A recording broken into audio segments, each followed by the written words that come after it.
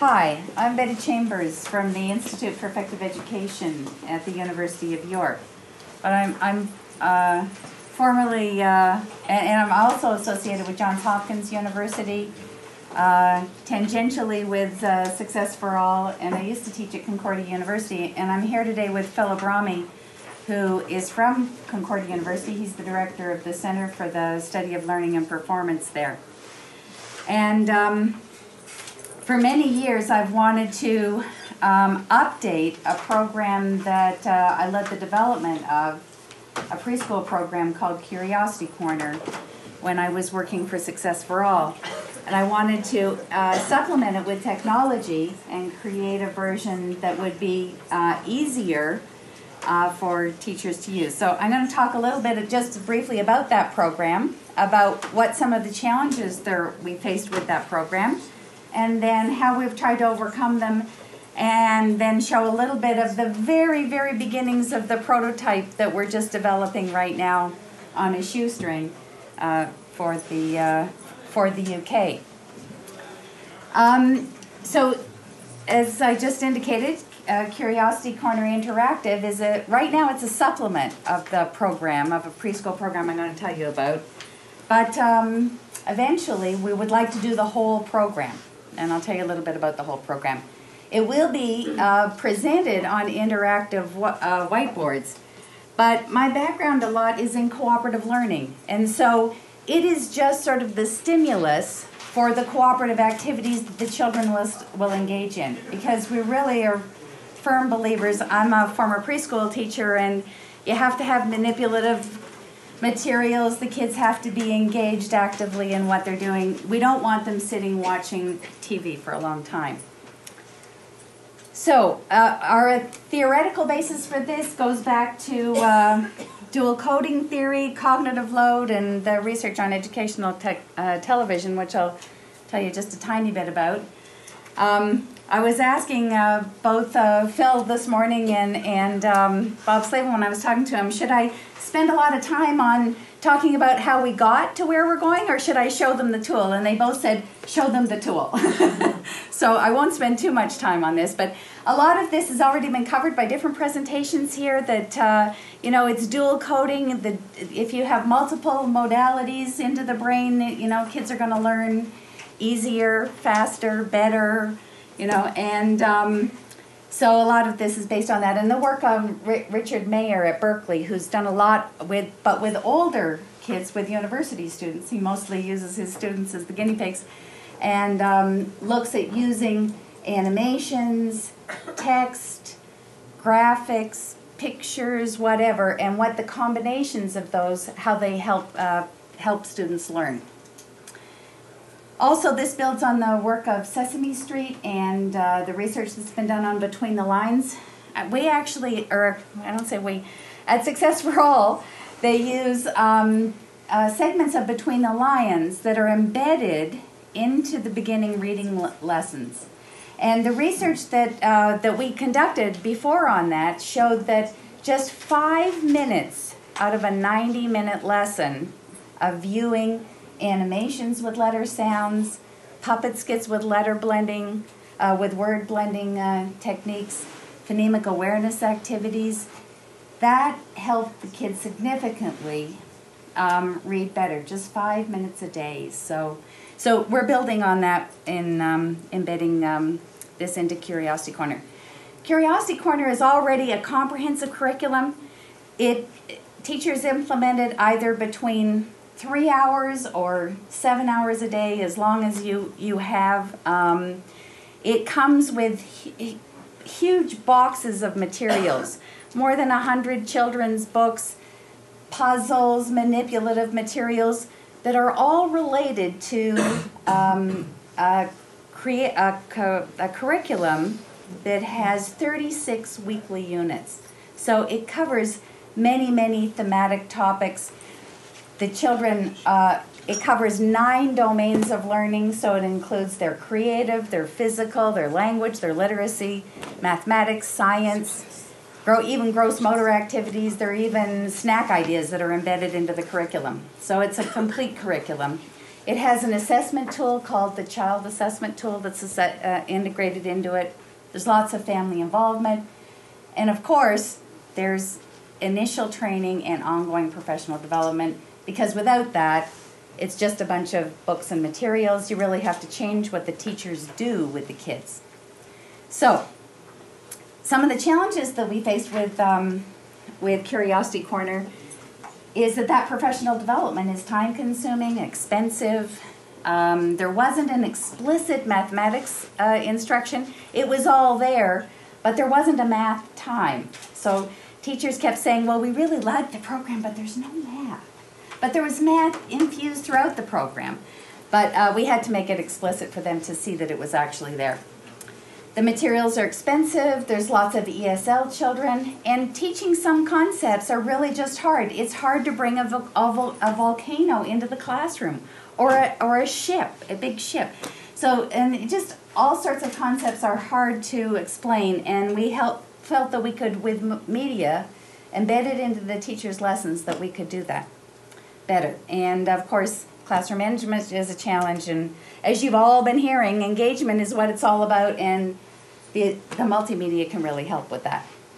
So we came up with a 5-minute math program, because we didn't want to take a lot of time in the explicit maths instruction, but it does help the children see what's there, and the teachers see what's there.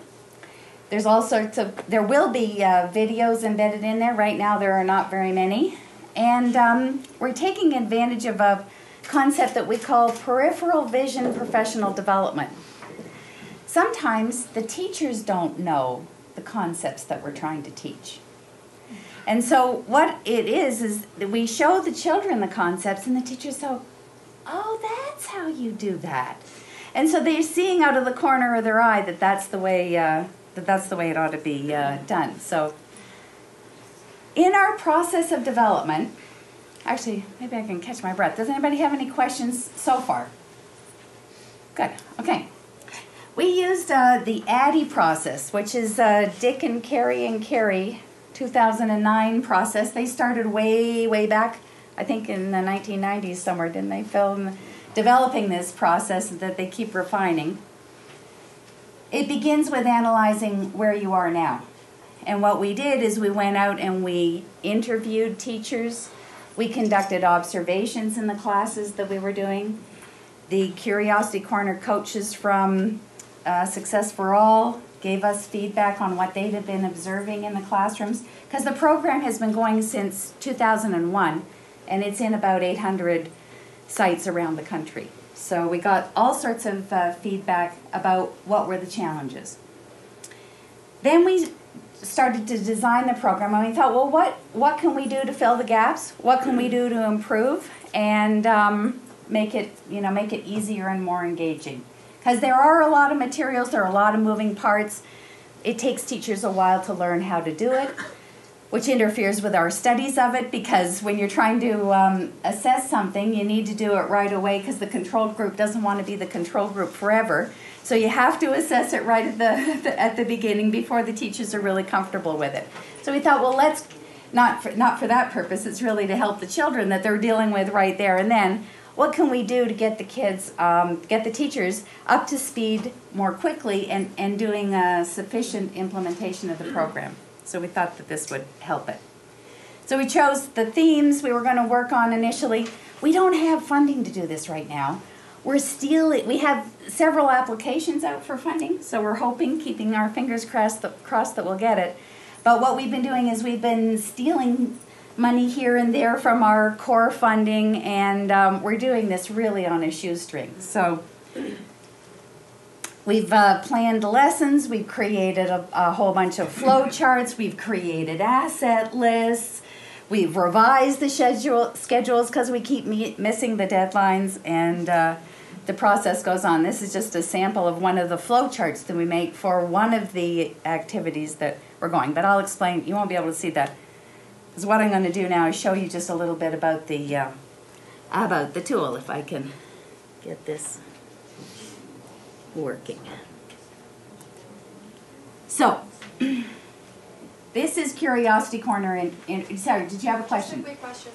You said you choose the themes. You choose your themes from what the teacher gives you that she's going No. to work on that term? No, or no. you decide the themes? No, in the Curiosity Corner curriculum, there are 36 weekly themes. And the teacher already uses And that? the teacher already, Okay, yes. so it's from For one of this piece that I'm showing you now, this is a supplement to the program. What we did is we've chosen 10 of the 38 themes to provide this supplement for. Do you think that influences the teacher not knowing how to do it because she never did? Like she always does the same 36? Just as a question. Yeah. Do you think that influences? I think that it does, well, they always do the 36, so it, Okay, I yeah, thought this was extra 10, okay. yeah, Can we just give questions to the end Sorry. so she can finish? Thank you. thanks. Okay, so the first one we're doing, because we're piloting this, by the way, in the UK, and we're trying to make a program that will work both in the UK and in the US, and we're finding there's all sorts of challenges with that. We've had to rearrange some of the themes because we tried to do transportation, but you know, they've got words like boot and lorry and bonnet, and so we had to change that one. So we're not doing here we go anymore. We're going to do something else. Keep me safe or something like that. Anyway, so we're going to pilot this in the spring in 6 sites in Walsall, UK, which is a very high poverty area. I should tell you that our goal is to narrow the gap and improve the education outcomes for children in poverty. So this is this mirrors the daily schedule, and you see these are missing because these were new pieces, and we haven't got this. This is just a very, very rudimentary piece. But I thought I'd show you some of the things that might be most interesting to this audience. And one is our electronic stories. This is Phil's word for this is we design for the state of the practice, not the state of the art. And we want to use the what will be pedagogically sound for children and for teachers, and we want to make it so that it's usable. It won't have all sorts of bells and whistles right now. We'll increase those, but before we add bells and whistles, we're going to try and find out what is it that's effective. What are the bells that make kids learn more, remember more, understand more, rather than just adding to their engagement. The learning is important. So we ask questions before the reading of a story, during the reading, and after. And some of the stories are going to be electronic stories, but these are very rudimentary electronic stories, and these were written by a consultant who was the early childhood consultant in Walsall, and this is Curiosity Cat. Curiosity is the mascot. She's an actual hand puppet, and that's why you see the cat in the logo in the thing. So the story can be read to you. Curiosity finds out about spring. Oh, somebody on. By Jill Crawford. I hope this is less. And you can, so you can go through and read the story. You can choose particular pages that you want. Again, you can have them read. This is Curiosity trying to find out about spring. On some of the pages, there are these little post-it notes to remind the teacher what questions to ask the children. For each segment of the program, there's also a teacher bar, or there will be a teacher bar. In some of the earlier activities, there is already. This will give the teachers directions when they're planning the lesson about what they should do. They can also call it up during the lesson.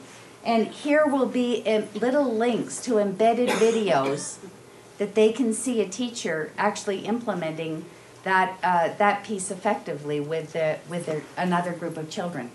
So there's not only the peripheral vision professional development, there's embedded professional development in there. And we're hoping that through this we will be able to have to go in less to support the teachers actually in the classroom and be able to save them some money and some time in that fashion. So anyway, and this is, as you can see, this is a very long story. This story would be told to the children over a number of days. It doesn't yet have, the being able to click on the word and have the word told, but we are in our applications for funding for this. We're going to work with the folks at Serious Thinking who create Between the Lions. And we're going to have the digital dictionary that they're creating and have it embedded in here so that you'll be able to click on the word and you'll see a little, for some things a picture, for some things an animation of the definition of the word. So that's one of the things that we're embedding. Another thing that we will be having the children do, when we designed the program, we stole from High Scope the plan, do, review process. And so our question reflection at the end of the day is the review process. And in this case, what the children will do is they will write their own story about spring. They'll do this piece, first of all, guided with the teacher. And the teacher will write, the children will come to, as a whole group, will come to a consensus about what are we going to call our story. So say our story is something like, we like spring, okay? Save time, I'm just going to type that much there. And then the teacher can do illustrations, make illustrations, or she can invite children to come up. Well, that's too thin. She can invite children to come up and make their own illustrations. As you can see, I need to go back to preschool and learn how to, so that they can, draw their own spring flowers and things like that. They can grab icons off of the over here, and they can drag them over and illustrate their story. This will be this is a 4-page story. Of course, teacher could make it shorter or longer ultimately. And on the little print key there, you can print up the story. So the children, the fellow who was talking, I can't remember his name, who was talking about creating the books, that they will be able to create their own books and print them up. And you can, you can erase it all, and they'll be able to move these things around the board and do all those kinds of things. Because we think that the home link is really important. At the end of the day, Curiosity assigns the children things to do at home. And what we want to do is we want to send home DVDs. Many of our children, have no books at home. They don't have computers at home, but they've all got DVD players. So we will send home DVDs with the stories embedded in them, with hints for parents on effective things that they can do with their children. And because as we've been hearing here, and as we know, as people who've been worked with kids know, that parents are really a key, and they spend more time at home than they do at school. So let me just go quick. I've got to just tiny finish up here. So we've got all sorts of challenges with this, cultural challenges going back and forth between the, going back and forth between the UK and the US and Canada. So we're working all over the place with all sorts of different challenges, cultural challenges, language challenges. But we're going to pilot it this year. We're going to conduct observations, focus groups, have interviews with teachers, and that's it.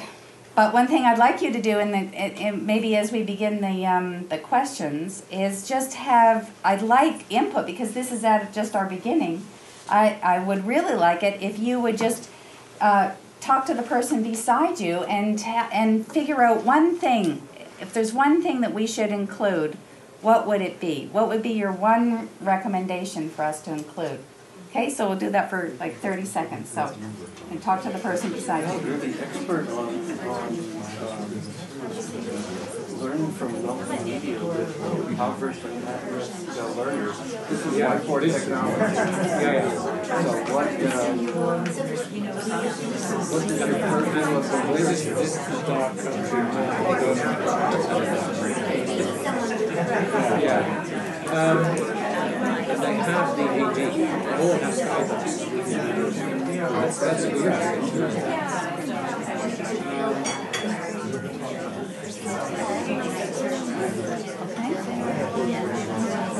Eric has spent a lot of time on it. Yes. He works with wife. But most of his practice is make sure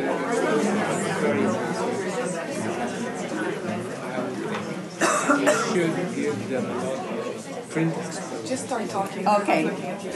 Well, most people have stuff. Can become independent readers. Okay, so I would love to hear what some of those ideas are, and if you don't get a chance to tell me because we run out of time, then please write it down and give it to me at the end. Who wants to ask a question or would like to share an idea of something we should not leave out? I heard you saying something about... Oh yeah.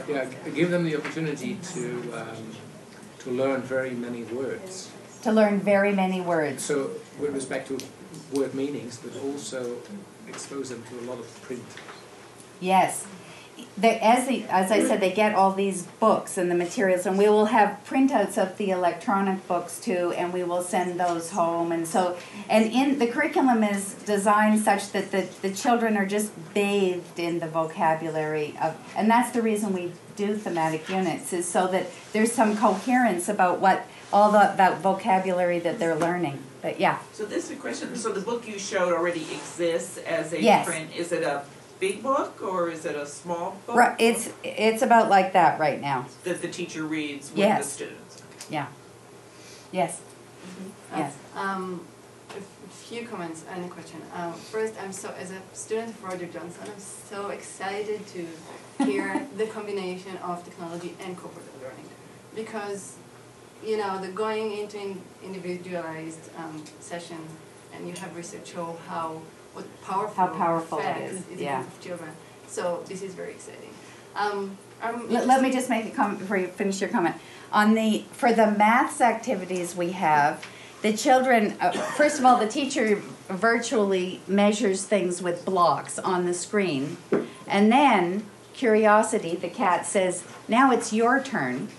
And the children the teacher gives the kid, and the program instructs the teacher to give the kids blocks, and they go out and they have to measure a chair and a table and an easel. And so there is all that, and they do that in pairs. So there's all sorts of engaging interactive activities that are not related to what's on the board, but the board is a stimulus for them to do that.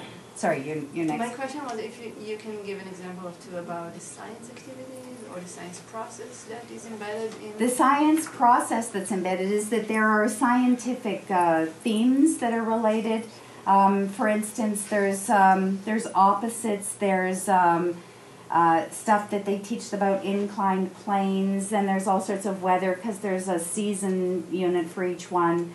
So we will show illustrations of things like that in the spring. In the spring, they talk about, what are the characteristics of spring? What clothes do you wear in the spring? What happens to the flowers in the spring and the birds? And that's really clear in the story about Curiosity finds out about spring. So there are all sorts of science, but then they'll also go out and they'll collect things, items for spring. In fact, one of the HomeLink activities is to bring in something that shows that it's spring.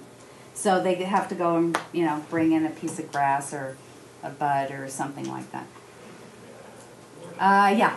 Coming back to the 5-minute math. Yes. There's quite a bit of data that shows that less advantaged kids really lack number concepts. Yes. And building in something if your pairs of kids, counting things, starting with very small numbers and later working up into considerably bigger numbers, actually counting, and then the representation. Right. That play back and forth, and what's the difference between 5 and 7 or not? It's different, but which is bigger, that kind of thing.